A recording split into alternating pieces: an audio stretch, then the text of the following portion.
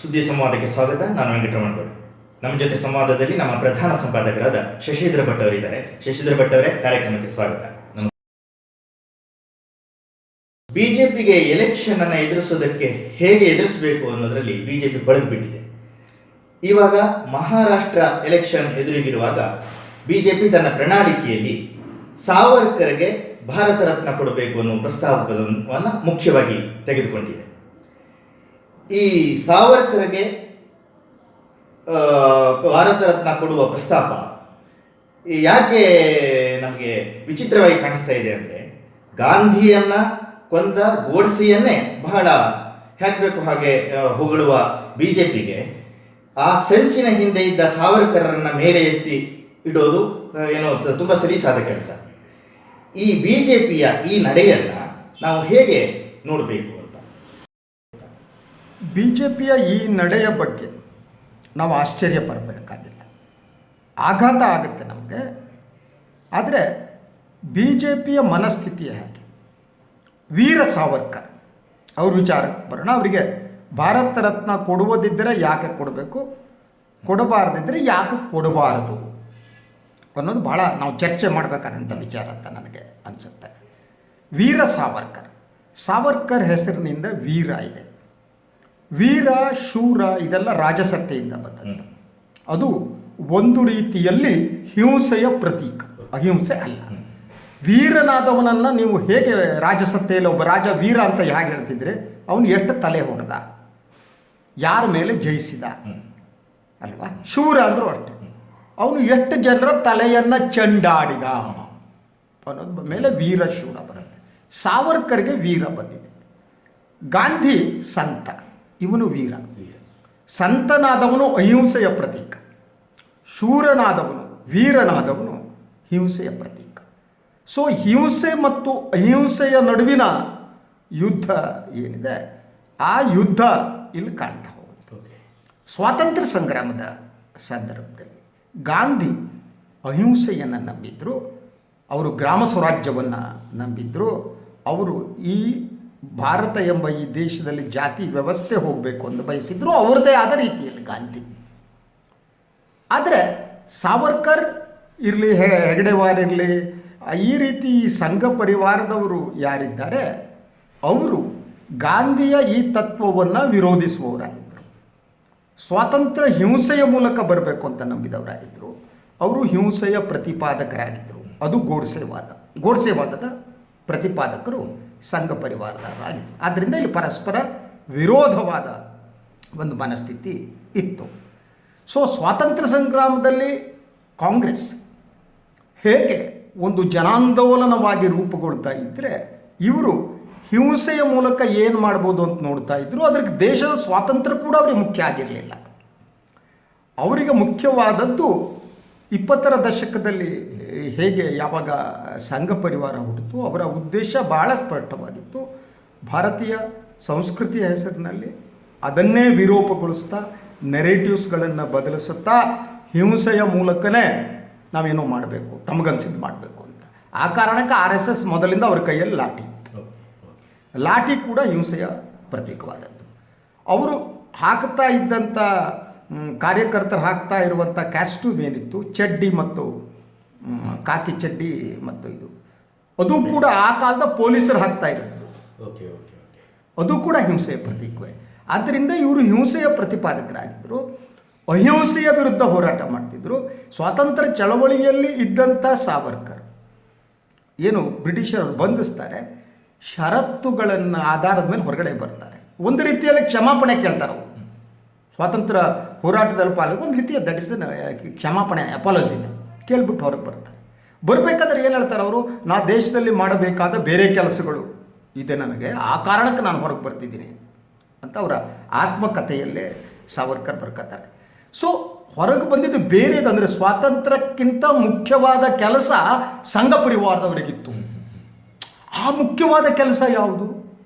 ಈ ಭಾರತದ ಸೆಕ್ಯುಲರ್ ಆದ ಫ್ಯಾಬ್ರಿಕ್ಕನ್ನು ನಾಶಪಡಿಸುವಂಥದ್ದು, ಬೆಂಕಿ ಹಚ್ಚೋದಂಥದ್ದು, ಜನರ ನಡುವೆ ಒಬ್ಬರ ನಡುವೆ ಒಬ್ಬರನ್ನ ಎತ್ತು ಕಟ್ಟುವಂಥದ್ದು. ಅದು ಕೂಡ ಬ್ರಿಟಿಷ್ ಲೀಗಸಿ. 1857ರ ಮೊದಲ ಭಾರತ ಸ್ವಾತಂತ್ರ್ಯ ಸಂಗ್ರಾಮದಲ್ಲಿ ಬ್ರಿಟಿಷರು ಮಾಡಿದ್ದದೇನೆ. ಹಿಂದೂ ಮುಸ್ಲಿಮರ ನಡುವೆ ವಿರೋಧವನ್ನು ತಂದಾಕಿತ್ತು. ಸೊ ಇದನ್ನು ನಡಿಬೇಕಾದ್ರೆ ಹಂದಿ ಮಾಂಸವನ್ನು, ದನದ ಮಾಂಸವನ್ನು ಬ್ರಿಟಿಷರು ಬಳಸ್ಕೊಂಡು ಇಡೀ ಅಲ್ಲಿಯವರೆಗಿದ್ದ ಸೆಕ್ಯುಲರ್ ಫ್ಯಾಬ್ರಿಕ್ ಏನಿತ್ತು ಇಂಡಿಯಾದ್ದು, ಅದನ್ನು ನಾಶಪಡಿಸುವ ಕೆಲಸವನ್ನು ಬ್ರಿಟಿಷರು 1857ನಲ್ಲಿ ಮಾಡಿದ್ರು. ಅದನ್ನು ಸಂಘ ಪರಿವಾರದವರು ನಂತರ ಮುಂದುವರಿಸ್ತಾ ಬಂದರು. ಅದರಿಂದ ಗಾಂಧಿಯನ್ನು ವಿರೋಧಿಸುವುದೇನಿದೆ ಅವರ ಸಿದ್ಧಾಂತದ ಭಾಗ ಆಗಿತ್ತು ಅನ್ನೋದು ಬಹಳ ಮುಖ್ಯ. ವೆಂಕಟಪ್ಪನಗೌಡರು, ಬಿಜೆಪಿ ಮತ್ತು ಅಥವಾ ಸಂಘ ಪರಿವಾರ ಈ ಹಿಂಸೆಯ ಇಟ್ಟುಕೊಂಡು ಪ್ರತಿಪಾದಿಸುವುದು ಏನು? ಗಾಂಧಿಯನ್ನ ಎದುರಾಕೊಂಡು ಗಾಂಧಿಯ ವಿರುದ್ಧ ನಡೀತಲ್ಲ ಗೋಡ್ಸೆಯಿಂದ ನಾವು ತಗೊಂಡ್ರೆ ಇದು ಏನನ್ನ ಹೇಳುತ್ತೆ ಅಂತ. ಕವರ್ಡ್ ನನ್ನ ಮಕ್ಕಳು ಕಂಡ್ರಿ, ಕವರ್ಡ್ ಅವರು. ಅವರ ಹೊರ ಮಾತಿಗೂ ಒಳಗಿರೋದಕ್ಕೂ ಒಂದಕ್ಕೊಂದು ಸಂಬಂಧ ಇಲ್ಲ. ನರೇಂದ್ರ ಮೋದಿಯವರು ಗಾಂಧಿಯನ್ನು ಪ್ರತಿಪಾದನೆ ಮಾಡ್ತಾರೆ, ಗಾಂಧಿ ಸ್ವಚ್ಛ ಭಾರತ್ ಅಂತಾರೆ, ಗಾಂಧಿ ನಮ್ಮ ಗುಜರಾತ್ನವನು ಅಂತಾರೆ, ಗೋಡ್ಸೆವಾದವನ್ನು ಎತ್ತಿರ್ತಾರೆ. ಸಿ ಈ ಡಬಲ್ ಸ್ಟ್ಯಾಂಡರ್ಡ್ ಏನಿದೆ ಅದು BJPಯ ಒಳಗಡೆನೇ ಇದೆ. ಗಾಂಧಿಯನ್ನು ನೀವು ಒಪ್ಕೊಳ್ಳೋದಾದರೆ ಗೋಡ್ಸೆಯನ್ನು ಹೇಗೆ ಒಪ್ಕೋತೀರಿ? ಸಾವರ್ಕರ್ ಹೇಗೆ ಒಪ್ಕೋತೀರಿ ನೀವು? ಯು ಶುಡ್ ಬಿ ಇಲ್ಲಪ್ಪ, ನಮ್ದು ಗೋಡ್ಸೆವಾದ ಹೇಳಿ ಈ ದೇಶದ ಜನ ಬೇಕಾದರೆ ವಿರೋಧ ಮಾಡ್ತಾರೆ, ಹೋರಾಟ ಮಾಡ್ತಾರೆ. ಗಾಂಧಿ ಬೇಕೋ ಗೋಡ್ಸೆ ಬೇಕೋ ಈ ದೇಶದ ಬಹುಸಂಖ್ಯಾತರು ಡಿಸೈಡ್ ಮಾಡ್ತಾರೆ. ಹಿಂಸೆ ಬೇಕೋ ಡಿಸೈಡ್ ಮಾಡ್ತಾರೆ, ಅಹಿಂಸೆ ಬೇಕೋ ಡಿಸೈಡ್ ಮಾಡ್ತಾರೆ. ನಾವು ಅಹಿಂಸೆಯ ಪ್ರತಿಪಾದಕರು ನಮ್ಮ ಧ್ವನಿಯನ್ನು ಎತ್ತರಿಸಿ ಮಾತಾಡ್ತೀವಿ. ಕೋಮು ಸೌಹಾರ್ದ ಇರಬೇಕು ಅಂತ ಮಾಡೋರು ನಮ್ಮ ಧ್ವನಿಯನ್ನೇ ಎತ್ತರಿಸಿ ಮಾತಾಡ್ತೀವಿ. ನೀವು ಯಾಕೆ ಕವರ್ಡ್ ಆಗ್ತೀರಿ? ನೀವು ಹೇಳಿ ಓಪನ್ ಆಗಿ, ನಾವು ಗೋಡ್ಸೆವಾದಿಗಳು ಫೈನ್, ಯಾವತ್ತು ವಿರೋಧಿಗಳಿಗೆ ಎದುರಿದ್ರೆ ಫೈಟ್ ಮಾಡೋದು ಈಸಿ. ಕವರ್ಡ್ ನೀವು ಕವರ್ ಮಾಡ್ತಾ ಹೋಗೋದು, ದೇಶಪ್ರೇಮದ ವ್ಯಾಖ್ಯೆಯನ್ನೇ ಬದಲಿಸೋದು, ಇದ್ದಕ್ಕಿದ್ದ ಹಾಗೆ ಸಾವರ್ಕರ್ ಅಂತವರನ್ನು ವೈಭವೀಕರಿಸ್ತಾ ಹೋಗೋದು, ಆ ಮೂಲಕ ಗಾಂಧಿವಾದವನ್ನು ಅಹಿಂಸೆಯನ್ನು ಹತ್ತಿಕ್ತಾ ಹೋಗೋದು. You see BJP double standard. ಅದು ಈ ದೇಶದ ಜನ ಅರ್ಥ ಮಾಡ್ಕೊಂಡ್ರೆ ದೇಶ ಉಳಿಯುತ್ತೆ. Otherwise no. BJP double standard ಕಾಣ್ತಾ ಇದೆ. ಈ ಸಾವರ್ಕರ್ಗೆ ನೀವು ಭಾರತ ರತ್ನ ಕೊಟ್ಟರೆ, ಈ ಇಂಡಿಯಾದ ಇತಿಹಾಸದಲ್ಲಿ ಯಾರ್ಯಾರಿಗೆ ಭಾರತ ರತ್ನ ದೊರಕಿದೆ ಅವರೆಲ್ಲ ಅದಕ್ಕೆ ಅರ್ಹರಾದವರು ಅಂತ ನಾನು ನಂಬಿಲ್ಲ. ಕಾಂಗ್ರೆಸ್ ಇದ್ದಾಗಲೂ ರಾಜಕಾರಣ ನಡೆದಿದೆ. ನೀವು ಜಯಲಲಿತಾ ಅಂತವರಿಗೆ ನಾವು ಭಾರತ ರತ್ನ ಕೊಟ್ಟಿದ್ದೇನಿದೆ ಅದರಲ್ಲಿದ್ದಾರೆ, ನಾನು I don't say so. But ಈಗ ನೀವು ವೀರ ಸಾವರ್ಕರ್ ಅವ್ರನ್ನ ಆಯ್ಕೆ ಮಾಡುವ ಮೂಲಕ ಒಂದು BJP ಮಾಡ್ತಾ ಇರೋದು ಈಗೇನು ಬಹುತ್ವದ ರಾಜಕಾರಣ ಇದೆ, ಆ ಬಹುತ್ವದ ರಾಜಕಾರಣಕ್ಕೆ ಇನ್ನಷ್ಟು ಶಕ್ತಿಯನ್ನು ತುಂಬುತ್ತಾ ತಮ್ಮ ಅಧಿಕಾರವನ್ನು ಉಳಿಸ್ಕೊಳ್ಳುವಂಥದ್ದು. ಆದರೆ ಸಾವರ್ಕರ್ ಏನನ್ನು ಸಂಕೇತಿಸ್ತಾರೆ? ಅವರು ಈ ದೇಶದ ಒಂದು ಸೆಕ್ಯುಲರ್ ಫ್ಯಾಬ್ರಿಕ್ಕನ್ನು ಸಂಕೇತಿಸ್ತಾರೋ ಅಥವಾ ಇವತ್ತು ಭಯೋತ್ಪಾದನೆವರೆಗೆ ಬಂದಿದೆ, ಬೇರೆ ಬೇರೆ ಧರ್ಮದವರು ಮಾಡ್ತಾರಲ್ಲ ಆ ಭಯೋತ್ಪಾದನೆಯನ್ನು ಸಂಕೇತಿಸ್ತಾರೋ? ದೇಶದ ಜನ, ಇಡೀ ಈ ದೇಶ ಗಾಂಧಿಯವರ ಎದುರು ತಲೆಬಾಗಿ ನಿಂತು ಅವರ ಅಹಿಂಸೆಯನ್ನು, ಅವರ ಶಾಂತಿ ಮಂತ್ರವನ್ನು ಸ್ವೀಕರಿಸಿದಂಥ ಆ ಸಂದರ್ಭದಲ್ಲಿ ನೀವು ಅಲ್ಪಸಂಖ್ಯಾತರಾಗಿದ್ದೀರಿ. ಈಗ ನೀವು ಬಹುಸಂಖ್ಯಾತರಾಗಿರ್ಬೋದು. ನೀವು ಅಲ್ಪಸಂಖ್ಯಾತರಾದವರು ಗಾಂಧಿ ತತ್ವವನ್ನು ಚರ್ಚೆಯ ಮೂಲಕ, ಜನರ ಮನಪರಿವರ್ತನೆಯ ಮೂಲಕ ಡಿಫೀಟ್ ಮಾಡೋಕ್ಕಾಗಲ್ಲ ಅಂತ ಗೊತ್ತಾದಾಗ ನೀವು ಗಾಂಧಿಯನ್ನು ದೈಹಿಕವಾಗಿ ಮುಗಿಸ್ಬಿಡ್ಬೇಕು ಅಂತ. ಯಾವುದೇ ವ್ಯಕ್ತಿಯನ್ನು ದೈಹಿಕವಾಗಿ ಮುಗಿಸಿದರೆ ಅವರ ಆಲೋಚನೆಗಳು ಸಾಯಲ್ಲ. ಒಬ್ಬ ವ್ಯಕ್ತಿ ಅಂದರೆ ಅವರ ಆಲೋಚನೆ. ಶಶಿಧರ ಭಟ್ ಅಂದರೆ ನನ್ನ ಆಲೋಚನೆ, ವೆಂಕಟರಮಣಗೌಡರು ನಿಮ್ಮ ಆಲೋಚನೆ, ನೀವು ಅಂದರೆ ನಿಮ್ಮ ಆಲೋಚನೆ. ಆ ಆಲೋಚನೆ ನಮ್ಮ ದೇಹ ಅಳಿದ ಮೇಲೂ ನಮ್ಮ ಆಲೋಚನೆ ಇರುತ್ತೆ, ಇನ್ಯಾರು ಮುಂದುವರಿಸ್ತಾರೆ, ಅದು ನಮ್ಮ ಮುಂದುವರಿಕೆ. ಗಾಂಧಿ ಅವರ ದೇಹ ಹೋದರೂ ಅವರ ಆಲೋಚನೆಯ ಮುಂದುವರಿಸುವ ಜನ ಸಮುದಾಯ ಭಾರತದಲ್ಲಿದೆ, ಮಾತ್ರ ಅಲ್ಲ ವಿಶ್ವದಲ್ಲಿ ಎಲ್ಲೆಡೆ ಗಾಂಧಿ ತತ್ವವನ್ನು ಪ್ರತಿಪಾದಿಸುವ ಜನ ಇತ್ತೀಚಿನ ಜಾಸ್ತಿ ಆಗ್ತಿದ್ದಾರೆ. ಈ ಗಾಂಧಿಯನ್ನು ನೀವು, ಗಾಂಧಿ ತತ್ವವನ್ನು, ಅವರ ಅಹಿಂಸಾವಾದವನ್ನು ನಿಮಗೆ ಡಿಫೀಟ್ ಮಾಡೋಕ್ಕೆ ಸಾಧ್ಯ ಆಗದೆ ನೀವು ದೈಹಿಕವಾಗಿ ಗಾಂಧಿಯನ್ನು ಮುಗಿಸಿದ್ರಿ. ಆ ಒಂದು ಗಾಂಧಿ ಹತ್ಯೆಯ ಸಂಚಿನಲ್ಲಿ ಸಾವರ್ಕರ್ ಹೆಸರಿತ್ತು. ಸಾವರ್ಕರ್ ಸಾಕ್ಷ್ಯ ಇಲ್ಲದೆ ಬಂದಿರ್ಬೋದು. ಒಬ್ಬ ವ್ಯಕ್ತಿ ಸಾಕ್ಷ್ಯ ಇಲ್ಲದೆ ಆರೋಪ ಮುಕ್ತನಾಗ್ತಾನೆ ಅಂದರೆ ಅವನು ಆ ಕ್ರೈಮ್ನಲ್ಲಿ ಭಾಗಿಯಾಗಿಲ್ಲ ಅಂತ ಅರ್ಥ ಅಲ್ಲ. ಬೇಕಾದ ಸಾಕ್ಷ್ಯಾಧಾರ ಇಲ್ಲ, that means he's cricket, is ಕ್ರಿಯಲ್. ಸಾಕ್ಷಿ ಸಿಗದಿದ್ದ ಹಾಗೆ ಒಂದು ಈ ಷಡ್ಯಂತರವನ್ನು, ಅಪರಾಧದ ಒಂದು ರೂಪರೇಷೆಯನ್ನು ಸಿದ್ಧಪಡಿಸ್ತಾ ಅಂತ ಅಲ್ವಾ. ಸೊ ಒಂದು ಗೋಡ್ಸೆ ಅವನನ್ನು ಸತತವಾಗಿ ಸಾವರ್ಕರ್ ಮೀಟ್ ಮಾಡ್ತಿದ್ದ. ಸಾವರ್ಕರ್ ಮನಸ್ಸು ಯಾವ ರೀತಿ ಇತ್ತೋ ಅದೇ ರೀತಿ ಗೋಡ್ಸೆ ಮನಸ್ಸು ಪರಿವರ್ತನೆ ಆಗ್ತಾ ಅದು ಗಾಂಧಿ ಹತ್ಯೆಯವರೆಗೆ ಮುಂದುವರಿತು.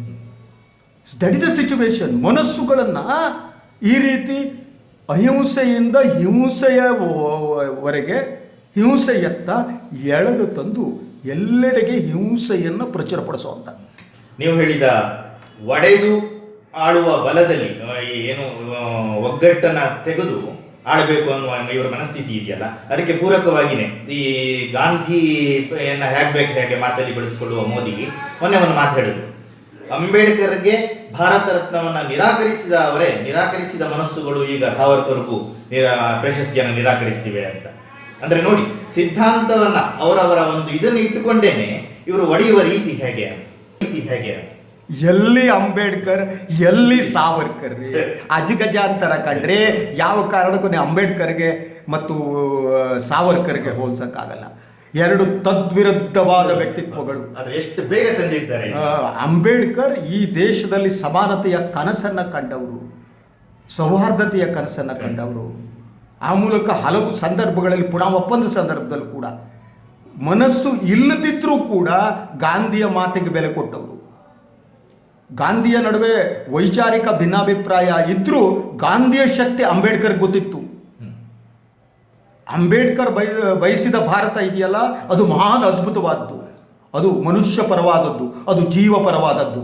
ಆದರೆ ಸಾವರ್ಕರ್ ಮತ್ತು ಅವರ ಅನುಯಾಯಿಗಳು ಇಷ್ಟಪಡುವ ರಚಿಸುವ ಭಾರತ ಇದೆಯಲ್ಲೋ, ಅದು ಜೀವ ವಿರೋಧಿ, ಅದು ಮನುಷ್ಯ ವಿರೋಧಿ, ಅದು ಭಾರತವನ್ನು ಒಡೆಯುವಂಥದ್ದು, ಭಾರತವನ್ನು ನಾಶಪಡಿಸುವಂಥದ್ದು, ಭಾರತದ ಜನರ ನಡುವೆ ಬೆಂಕಿ ಹಚ್ಚುವಂಥದ್ದು. ಹಿಂಸೆ ಹಿಂಸೆ ಹಿಂಸೆ. ತಾಲಿಬಾನ್ ಭಯೋತ್ಪಾದನೆಯೂ ಮತ್ತು ಈ ಭಯೋತ್ಪಾದನೆ ನಡುವೆ ನನಗೆ ವ್ಯತ್ಯಾಸ ಕಾಣಲ್ಲ ಗೌಡ್ರೆ. ಈ ರೀತಿ ಎಲ್ಲಿ ಅಂಬೇಡ್ಕರ್ ಎಲ್ಲಿ ಸಾವರ್ಕರ್. ಅದೇ ತಂದಿಡುವ ರೀತಿ ಯಾವ್ದರದ್ದು ಅಂತ ಅಂದ್ರೆ ಅವರನ್ನ ಬಳಸ್ಕೊಳ್ತಾ ತಮ್ಮ ಮಾತನ್ನ ಸಮರ್ಥಿಸಿಕೊಳ್ಳೋಕೆ, ಸಾವರ್ಕರ್ನ ಸಮರ್ಥಿಸಿಕೊಳ್ಳೋಕೆ ಗಾಂಧಿಯನ್ನು ಹೇಗೆ ಬೇಕಾದ್ರೂ ಬಳಸ್ಕೊಳ್ಬಲ್ರು ಇವರು, ಅಂಬೇಡ್ಕರ್ನು ಹೇಗೆ ಬೇಕಾದ್ರೂ ಬಳಸ್ಕೊಳ್ಬಲ್ರು, ಮತ್ತೆ ಅವರ ಸಿದ್ಧಾಂತದ ವಿರುದ್ಧವೇ ನಡೆಯಬಲ್ಲರು. ಈ ಕ್ರಿಕೆಟ್ ಮನಸ್ಸುಗಳು ಹಾಗೆ ಇರ್ತಾರೆ. ಅವ್ರ ಬಳಕೆ ಭಾಳ ಚೆನ್ನಾಗುತ್ತೆ. ಯಾರನ್ನ ಎಲ್ಲಿ ಹೇಗೆ ಬಳಸ್ಕೋಬೇಕು, ಆಲ್ ಕ್ರಿಕೆಟ್ ಬರುವಂಥ ಮನಸ್ಸುಗಳ ಕೆಲಸ ಮಾಡುವ ರೀತಿನೇ ಅದು. ಸೊ ಇವರಿಗೆ ಗೊತ್ತಿದೆ. ಅಂದರೆ ಇವತ್ತಿನ ಭಾರತೀಯ ಜನತಾ ಪಕ್ಷ ಮೋದಿ ಮತ್ತು ಅಮಿತ್ ಶಾ ಅವರ BJP ಏನಿದೆ ಅದನ್ನು ನೀವು ಅರ್ಥ ಮಾಡ್ಕೋಬೇಕಾದ್ರೆ ಅಮಿತ್ ಶಾ ಮತ್ತು ಮೋದಿಯವರನ್ನು ಅರ್ಥ ಮಾಡ್ಕೋಬೇಕಾಗತ್ತೆ.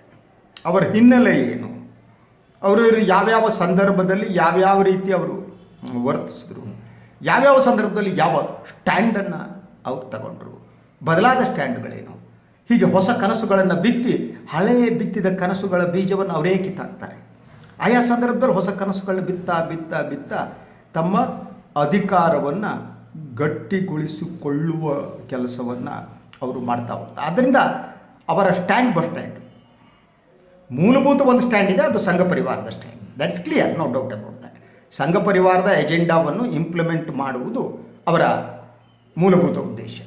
ಅದನ್ನು ಇಂಪ್ಲಿಮೆಂಟ್ ಮಾಡುವ ಸಂದರ್ಭದಲ್ಲಿ ಬೇರೆ ಬೇರೆ ಪರಿಕರಗಳನ್ನು ಆ ಸಮಯ ಮತ್ತು ಸಂದರ್ಭಕ್ಕೆ ಅನುಸಾರವಾಗಿ ಬಳಸಿಕೊಳ್ಳುವ ಜಾಣತನ ಅಂತ ಹೇಳಲ್ಲ, ಕ್ರಿಕೆಟ್ನೆಸ್, ಅದು ಅವರಲ್ಲಿದೆ. ಅದರಿಂದ ಅದ್ರ ಬಗ್ಗೆ ಆಶ್ಚರ್ಯ ಪಡಬೇಕು. ಗಾಂಧಿಯನ್ನು ಬಳಸ್ಕೊಬಲ್ಲರು, ಯಾರು ಬೇಕಾದರೂ ಪಟೇಲರನ್ನು ಬಳಸ್ಕೊಂಡ್ರು, ಭಗತ್ ಸಿಂಗನ್ನು ಬಳಸ್ಕೊಂಡ್ರು, ಸುಭಾಷ್ ಚಂದ್ರ ಬೋಸನ್ನು ಬಳಸ್ಕೊಂಡ್ರು. ನೀವು ಹಿಂಸೆ ಪ್ರತಿಪಾದಿಸಬೇಕಾದ್ರೆ ಇದಕ್ಕಿದ್ದಾಗ ಸುಭಾಷ್ ಚಂದ್ರ ಬೋಸ್ ಬಳಸ್ಕೊಬಿಡೋದು. ಸೊ ಈ ರೀತಿ ಒಂದು ಷಡ್ಯಂತರ, ಈ ರೀತಿ ಕೆಲಸ ಮಾಡುವ ವಿಧಾನ ಈ ಇಬ್ಬರದು ನಾಯಕರದ್ದಾಗಿದೆ. ಅದು ಇನ್ನೂ ಡೇಂಜರಸ್. ಬ್ರಿಟಿಷರಿಂದ ಅವರ ಕ್ಷಮೆ ಕೇಳಿ ತಪ್ಪಿಸಿಕೊಂಡವರು ಸಾವರ್ಕರ್. ಬ್ರಿಟಿಷರ ಗುಲಾಮರಾಗಿದ್ದ ಮನಸ್ಥಿತಿಗಳೇ ಇವತ್ತು ನಮ್ಮನ್ನ ಆಳ್ತಾ ಇವೆ. ಅಂದ್ರೆ ಅದೇ ಮನಸ್ಥಿತಿ ಮುಂದುವರೆದಿದೆ ಅಂತ. ಯಾವುದನ್ನ ಗಾಂಧಿ ವಿರೋಧಿಸಿದ್ರು ಅದರ ವಿರುದ್ಧವಾದದ್ದೇ ನಡೀತಾ ಇರೋದಕ್ಕೆ ಇದು ಕಾರಣ ಅಂತ.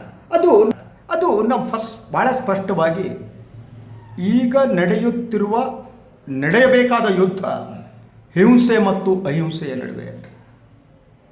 ನಮ್ಮ ದೌರ್ಭಾಗ್ಯವೋ ಗೊತ್ತಿಲ್ಲ, ಮೋದಿ ಮತ್ತು ಅಮಿತ್ ಶಾ ಅವರನ್ನು ಅಧಿಕಾರಕ್ಕೆ ತಂದ ಬಹುಸಂಖ್ಯಾತರು ಈ ಹಿಂಸಾ ಮಾರ್ಗದಲ್ಲಿ ನಡೀತಿದ್ದಾರೆ. ಇದು ಬಹಳ ಅಪಾಯಕಾರಿಯಾದ್ದು. ನೀವು ಅವರ ಶಿಷ್ಯರ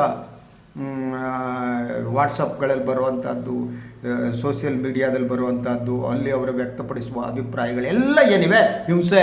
ಗೌಡ್ರೆ ನಾನು ಹೇಳ್ದಂಗೆ ಕೇಳಿ ಹೊಡೆದಾಕ್ತೀನಿ, ಗೌಡ್ರೆ ನಾನು ಹೇಳಿದ ಬಟ್ಟೆ ಹಾಕಿ ಹೊಡೆದಾಕ್ತೀನಿ, ಗೌಡ್ರೆ ನಾನು ಏನು ಹೇಳ್ತೀನಿ ಆ ಆಹಾರ ಸ್ವೀಕರಿಸಿ ಹೊಡೆದಾಕ್ತೀನಿ.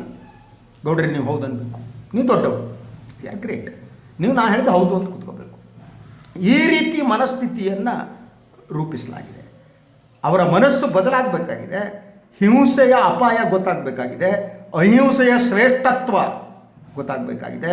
ಮನುಷ್ಯರ ನಡುವಿನ ಮಧುರ ಬಾಂಧವ್ಯವೇ ಒಂದು ಸಮಾಜವನ್ನು ಉಳಿಸುತ್ತೆ ಅನ್ನೋದು ಗೊತ್ತಾಗಬೇಕಾಗಿದೆ.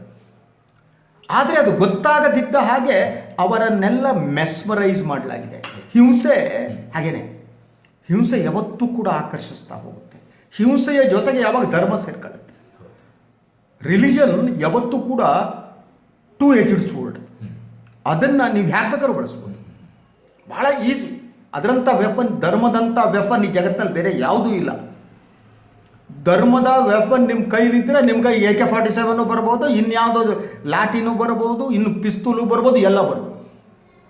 ಸೊ ಹೀಗೆ ಇವರು ಬಿತ್ತುತ್ತಿರುವ ಹಿಂಸೆಯ ಬೀಜ ಇದೆಯಲ್ಲ, ಅದನ್ನು ಬಿತ್ತಿದವರು ಸಂಘ ಪರಿವಾರದ ಮೂಲ ಗೋಡ್ಸೆ. ನಾನು ನಂಬಿರುವ ಹಾಗೆ ಗೋಡ್ಸೆ ಈ ದೇಶದ ಮೊದಲ ಉಗ್ರಗಾಮಿ ಇರ್ಬೋದು, ಇದು ಮೊದಲ ಉಗ್ರಗಾಮಿ. ಅದರ ನಂತರ ಭಯೋತ್ಪಾದಕ ಚಟುವಟಿಕೆಗಳ ಭಯೋತ್ಪಾದಕ ಗೋಡ್ಸೆ.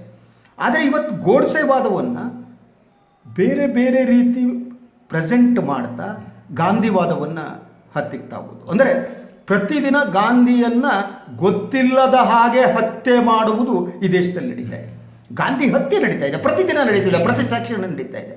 ಅದಕ್ಕೆ ಪ್ರಚೋದಕರು ಯಾರು ಅಂತಂದರೆ ಇದೇ BJP ಜನ. ಈ ಹಂತದಲ್ಲಿ ನೀವು ಹೇಳಿದ ಹಾಗೆ ಅಹಿಂಸೆ ಮತ್ತು ಹಿಂಸೆಯ ನಡುವಿನ ಯುದ್ಧ ಈಗ ನಿಜವಾಗಿಯೂ ಆಗಬೇಕಾಗಿದೆ ಅಂತ ನಾವು ಚರ್ಚೆಯ ಕಡೆಯ ಹಂತದಲ್ಲಿ ಇರುವಾಗ ಈ ಸಾವರ್ಕರ್ ದಾಳ, ಬಿಜೆಪಿಯ ಸಾವರ್ಕರ್ ದಾಳದ ಬಗ್ಗೆ ಕಡೆಯದಾಗಿ ಏನು ಹೇಳೋದಕ್ಕೆ? ಒಂದು ರಾಜಕೀಯವಾಗಿ ಸಾವರ್ಕರ್ ದಾಳ ಏನಿದೆ ಅದು BJPಗೆ ಲಾಭದಾಯಕ, ನೋ ಇಶ್ಯೂ ಅಬೌಟ್ ದ್ಯಾಟ್.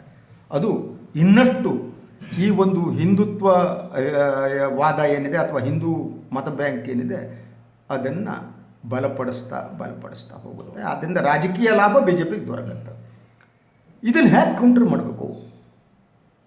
ಗಾಂಧಿಯನ್ನು ಮತ್ತೆ ಜೀವಗೊಳಿಸುವ ಯತ್ನವನ್ನು ಹೇಗೆ ಮಾಡಬೇಕು? ಗಾಂಧಿ ಅನಿವಾರ್ಯತೆಯನ್ನು ಈ ದೇಶದ ಜನರಿಗೆ ಹೇಳೋದು ಹೇಗೆ? ಗಾಂಧಿ ಗ್ರಾಮ ಸ್ವರಾಜ್ಯದ ಕಲ್ಪನೆಯನ್ನು ನಾವು ತಿಳಿಸೋದು ಹೇಗೆ? ಗಾಂಧಿಯ ಅಹಿಂಸಾವಾದವನ್ನು ನಾವು ಈ ಜನರಿಗೆ ತಿಳಿಸೋದು ಹೇಗೆ? ಅಂಬೇಡ್ಕರ್ ಸಮಾನತಾವಾದವನ್ನು ಮತ್ತೆ ಎಸ್ಟಾಬ್ಲಿಷ್ ಮಾಡೋದು ಹೇಗೆ? ಬಸವಣ್ಣನ ಕನಸನ್ನು ಸಾಕಾರಗೊಳಿಸೋದು ಹೇಗೆ? ಬುದ್ಧನ ಒಂದು ನಿಶ್ಚಲ ಮನಸ್ಥಿತಿಯನ್ನು ಈ ದೇಶದ ಜನರಿಗೆ ತರೋದು ಹೇಗೆ? ಹಿಂಸಾ ವಿರೋಧವನ್ನು, ಬುದ್ಧ ಹಿಂಸೆಯನ್ನು ವಿರೋಧಿಸಿದ, ಅಂಬೇಡ್ಕರ್ ಹಿಂಸೆಯ ಪ್ರತಿಪಾದಕರಾಗಿರಲಿಲ್ಲ, ಗಾಂಧಿ ಹಿಂಸೆಯ ಪ್ರತಿಪಾದಕರಾಗಿರಲಿಲ್ಲ, ಬಸವಣ್ಣ ಹಿಂಸೆಯ ಪ್ರತಿಪಾದಕರಾಗಿಲ್ಲ. ಇಂಥ ಮಹಾನ್ ವ್ಯಕ್ತಿಗಳು ಈ ದೇಶದಲ್ಲಿ ಹೋಗಿದ್ದಾರೆ. ಅವರ ವ್ಯಾಲ್ಯೂಸನ್ನು ಮತ್ತೆ ಮಾಡಬೇಕಾಗಿದೆ, ಅವರನ್ನು ಮತ್ತೆ ಜೀವಂತಗೊಳಿಸಬೇಕಾಗಿದೆ. ಆ ಕ್ರಮದಲ್ಲಿ ಆದಲ್ಲಿ ಈ ಸಾವರ್ಕರು ವೀರ, ಶೂರ, ಚೂರಾದಿ ವೀರ, ರಾಜಾದಿರಾಜ, ಈ ರಾಜಸತ್ತೆಯ ಪಳೆಯುಳಿಕೆಗಳು ಅದೆಲ್ಲ ಹೊರಟೋಗ್ಬೇಕಾಗಿದೆ. ರಾಜಸತ್ಯ ಅಪಾಯಕಾರಿಯಾದ್ದು. ವೀರ ಅಂತ ಯಾರಿಗಾರೋ ಅಂದರೆ ಅವನು ಹಿಂಸೆಯ ಪ್ರತಿಪಾದಕ, ಶೂರ ಅಂದರೆ ಹಿಂಸೆಯ ಪ್ರತಿಪಾದಕ, ರಾಜತ್ವದ ಪ್ರತಿಪಾದಕ. ಇದನ್ನು ನಮ್ಮ ದೇಶ ಜನರಿಗೆ ಹೇಳಬೇಕಾಗಿದೆ. ದಾರಿ ತಪ್ಪಿದವರು ನನಗೆ ಈ ಇದು ಯಾವುದು ಗೋಡ್ಸೆವಾದ ಪ್ರತಿಪಾದಕರ ಬಗ್ಗೆ ನನಗೊಂದು ಆತಂಕ ಒಂದು ಕಡೆ ಇದ್ದರೆ, ಇನ್ನೊಂದು ಕಡೆ ಅವ್ರ ಬಗ್ಗೆ ನನಗೆ ಪಾಪ ಅನಿಸುತ್ತೆ ಕಂಡ್ರೆ. ಅವರ ಬ್ರೈನ್, ಮನಸ್ಸನ್ನು ಸಂಪೂರ್ಣ ವಾಶ್ ಮಾಡಲಾಗಿದೆ, ಅಲ್ಲಿ ತಮಗೆ ಬೇಕಾದ್ದನ್ನು ತುಂಬಲಾಗಿದೆ. ಅವರು ಆಲೋಚನೆ ಮಾಡುವ ಶಕ್ತಿಯನ್ನು ಕಳ್ಕೊಬಿಟ್ಟಿದ್ದಾರೆ. ಅವರನ್ನು ಮತ್ತೆ ಮೇನ್ ಸ್ಟ್ರೀಮಿಗೆ ತಂದು ಅವರನ್ನು ಮತ್ತೆ ಗಾಂಧಿಯ ಸಬರಮತಿ ಆಶ್ರಮದಲ್ಲಿ ತಂದು ಕೂಡಿಸ್ಬೇಕು. ಅಲ್ಲಿ ಮತ್ತೆ ಏನು ನೇಗೆ ಏನಿದೆ ಆ ನೇಗಿಯ ಸದ್ದು ಕೇಳಬೇಕು, ಅದು ಭಾರತೀಯತೆಯ ಸದ್ದು. ಖಾದಿಯ ಸದ್ದು ಕೇಳಬೇಕು, ಅದು ಭಾರತೀಯತೆ ಅಲ್ವಾ? ಸೊ ಅಂಥ ಒಂದು ವಾತಾವರಣವನ್ನು ಸೃಷ್ಟಿ ಮಾಡೋದಕ್ಕೆ ಯಾರು ಈ ಅಹಿಂಸೆಯ ಪ್ರತಿಪಾದಕರಿದ್ದಾರೆ ಅವರು ಒಂದಾಗಬೇಕು. ಅಹಿಂಸೆಯ ಪ್ರತಿಪಾದಕರು ಹಳ್ಳಿಗಳಲ್ಲಿ ಹುಟ್ಟಬೇಕು. ಗಾಂಧಿ ಹಳ್ಳಿಯಲ್ಲಿ ಹುಟ್ಟಬೇಕು. ಅಂಬೇಡ್ಕರ್ ಹಳ್ಳಿಗಳಲ್ಲಿ ಹುಟ್ಟಬೇಕು. ಹೇಳಬೇಕು ಈ ದೇಶ ಅಂದರೆ ಏನು ಅಂತ ನೆನಪು ಮಾಡಿಸ್ಬೇಕು. ಈ ದೇಶೀಯ ಸುದೀರ್ಘವಾದ ಇತಿಹಾಸ ಏನು ಅಂತ ಹೇಳಬೇಕು. ಅದ್ರ ಜೊತೆಗೆ ಹಿಂದುತ್ವವನ್ನು ಪುನರ್ವ್ಯಾಖ್ಯೆ ಮಾಡಬೇಕಾಗಿದೆ. ಹಿಂದುತ್ವದ ಒಳಗೆ ಇವರು ಹೇಳುವ ಹಿಂದುತ್ವ ಅಲ್ಲ, ಇರುವ ಒಳ್ಳೆಯ ಗುಣಗಳೇನಿವೆ ಅದು ಸರ್ವೇ ಜನ ಸುಖಿನೋ ಭವಂತು ಅನ್ನೋದಿರಬಹುದು ಅಲ್ವಾ? ಸೊ ಈ ರೀತಿಯದೇನಿದೆ, ದೇವರು ಒಂದೇ ಅನ್ನುವಂಥದ್ದು, ನಿರೀಶ್ವರವಾದಕ್ಕೂ ಈ ದೇಶ ಅವಕಾಶ ಕೊಟ್ಟಿದ್ದಂಥದ್ದು. ಚಾರ್ವಾಕರು ಈ ದೇಶದಲ್ಲಿ ಬದುಕಿದ್ರು ಅನ್ನುವಂಥದ್ದು ವೈದಿಕ ಪರಂಪರೆ ಮಾತ್ರ ಅಲ್ಲ. ಅಂಥ ಅಂಶಗಳನ್ನು ಹಿಂದುತ್ವದ ಒಳಗೆ ಇರುವ ಇಂತಹ ನಮಗೆ ಬೇಕಾದ ಪೂರಕ ಅಂಶಗಳನ್ನು, ಅಹಿಂಸೆಯನ್ನು ಪ್ರತಿಪಾದಿಸುವ ಅಂಶಗಳನ್ನು ಎತ್ತಿ ಎತ್ತಿ ಎತ್ತಿ ಜನರ ಮುಂದೆ ಇಡ್ತಾ ಇದು ಸತ್ಯ, ಇದು ಸತ್ಯ ಅಲ್ಲ ಅಂತ ಹೇಳುವ ಕೆಲಸ ಆಗಿದೆ. ಬ್ರೇನ್ ವಾಶ್ ಆದವರನ್ನು ಬದಲಿಸಬೇಕಾಗಿದೆ. ಅದಕ್ಕೆ ಯಾರು ಅಹಿಂಸೆಯ ಪ್ರತಿಪಾದಕರಿದ್ದಾರೆ ಅವರು ಮಾನಸಿಕ ರೋಗಿಗಳ ಆಸ್ಪತ್ರೆಯ ವೈದ್ಯರಂತೆ ಕೆಲಸ ಮಾಡಬೇಕಾಗಿದೆ. ಸೊ ಅದು ನಮ್ಮೆಲ್ಲರ ಮುಂದಿರುವ ಚಾಲೆಂಜ್ ಅಂತ ಅನ್ಸುತ್ತೆ ಗೌಡ್ರೆ. ಜನರ ಮನಸ್ಸಲ್ಲಿ ಮೌಲ್ಯ ಅನ್ನೋದು ಏನು ಅನ್ನೋದು ಮೋದಿ ಹೇಳಿದ್ದೇ ನಿಜ, ಅಮಿತ್ ಶಾ ಹೇಳಿದ್ದೇ ನಿಜ ಅಲ್ಲ, ಮೌಲ್ಯ ಅನ್ನೋದು ಬೇರೆ ಏನು ಇದೆ ಅಂತ ಜನರಿಗೆ ಮನವರಿಕೆ ಆಗಬೇಕು. ಅಲ್ಲಿಯವರೆಗೂ ಇಂಥದ್ದೊಂದು ಸಂಘರ್ಷ ಮುಂದುವರಿತಾನೆ ಇರುತ್ತೆ ಅನ್ಸುತ್ತೆ. ಹೌದು, ಒಂದು ಆಂದೋಲನ ನಡಿಬೇಕು. ಅದೊಂದು ಆಂದೋಲನ. ಆ ಆಂದೋಲನ ಬಹಿರಂಗವಾಗಿ ನಡೆಯುವ ಆಂದೋಲನದ ಜೊತೆಗೆ ಪ್ರತಿಯೊಬ್ಬರ ಮನಸ್ಸಿನ ಒಳಗಡೆ ನಡೆಯಬೇಕಾದ ಆಂದೋಲನ. ಅದು ಬಹಳ ಮುಖ್ಯ. ನಮ್ಮ ಒಳಗಡೆ ಒಂದು ಆಂದೋಲನ ನಡೀತಿರಬೇಕು. ಇದು ಸತ್ಯವಾ, ಇದು ಸತ್ಯವಾ, ಪ್ರಶ್ನೆ ಕೇಳ್ತಾ ಉತ್ತರವನ್ನು ಕಂಡ್ಕೋಬೇಕು. ಯಾರು ಇಂಥವರಿದ್ದಾರೆ ಈ ಸಿದ್ಧಾಂತಗಳಿಗೆ ಜೋತ್ ಬಿದ್ದಿದ್ದಾರೆ ಅವರು ಪ್ರಶ್ನೆ ಕೇಳುವುದಿಲ್ಲ. ಅವರು ಮೌನವಾಗಿ ಸ್ಲೇವ್ಸ್. ಅವರು ಇಲ್ಲಿ ಧಾರ್ಮಿಕ ಸ್ಲೇವ್ರಿದ್ದಾರೆ, ರಾಜಕೀಯ ಸ್ಲೇವ್ಗಳಿವೆ, ಇಂಥ ಸ್ಲೇವ್ಗಳಿರುವಂಥದ್ದು. ಅಲ್ಲಿ ಮನಸ್ಸನ್ನು ಪರಿವರ್ತಿಸುವ ಒಂದು ಅದ್ಭುತವಾದ ಕೆಲಸ ಪ್ರಾರಂಭ ಆಗಬೇಕು ಅಂತ ಅನ್ಸುತ್ತೆ ಗೌಡ್ರೆ. ಇಂಥ ಒಂದು ಆಶಾವಾದದೊಂದಿಗೆ ನಮ್ಮ ಸಂವಾದವನ್ನು ಮುಗಿಸೋಣ. ನಮಸ್ಕಾರ. ನಮಸ್ಕಾರ ವೀಕ್ಷಕರ. ಮತ್ತೆ ನಾಳೆ ನಾನು ಮತ್ತು ವೆಂಕಟರಮಣಗೌಡರು ಭೇಟಿಯಾಗ್ತೀವಿ ಇನ್ನೊಂದು ವಿಚಾರದೊಂದಿಗೆ. ಸೊ ಈಗ ಒಂದು ಮಾತು ಹೇಳ್ತೀವಿ, ಗಾಂಧಿ ಬಗ್ಗೆ ಯೋಚನೆ ಮಾಡಿ, ಸಾವರ್ಕರ್ ಗೋಡ್ಸೆ ಬಿಟ್ಬಿಡಿ, ಈ ದೇಶವನ್ನು ಉಳಿಸಲ್ಲ ಅಂತ ಮನವಿ ಮಾಡ್ತಾ ಇವತ್ತಿನ ಕಾರ್ಯಕ್ರಮ ಮುಗಿಸ್ತೇವೆ. ನಾಳೆ ಮತ್ತೆ ಹಾಜರಾಗ್ತೀವಿ. ಎಲ್ರಿಗೂ ನಮಸ್ಕಾರ.